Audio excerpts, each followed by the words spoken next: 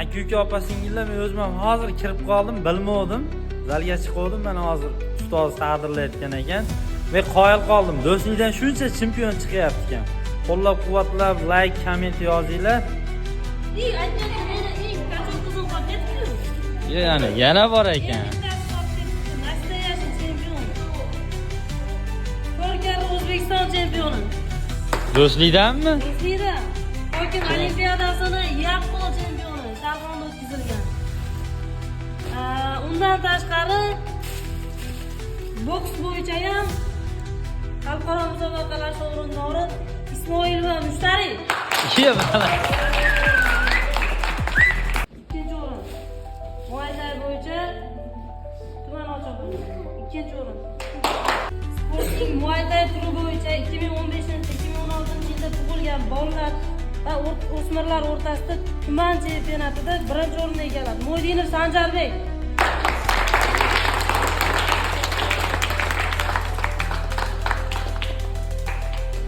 Qomadani birinchi o'rin.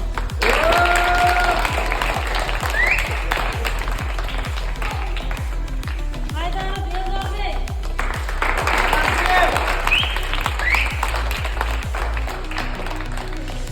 Ikromjon Islombek.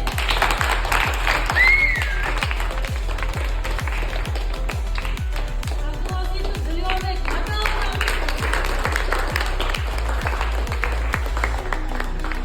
Odilbek Nazarbek.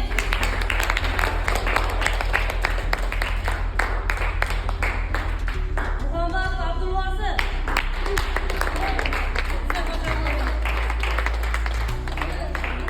Abdumalik Temurvali.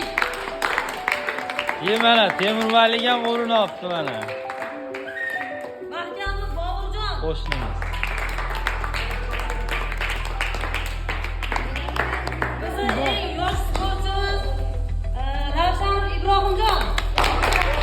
Kattalar bilan o'ynaydi, malades. Necha yosh shu bola? 7 yosh. 7 yosh. Malades.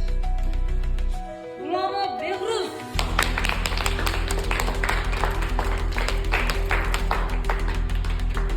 Ahmadbekov Boburjon.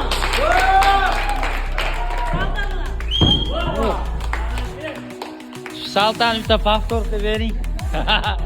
Kameraga chiqmay qoldi. Hozirgi holat.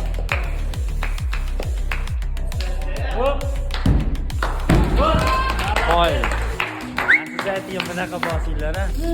Eng chiroyli bo'y ko'rsatgan, eng yaxshi qatnashgan Mo'ydinova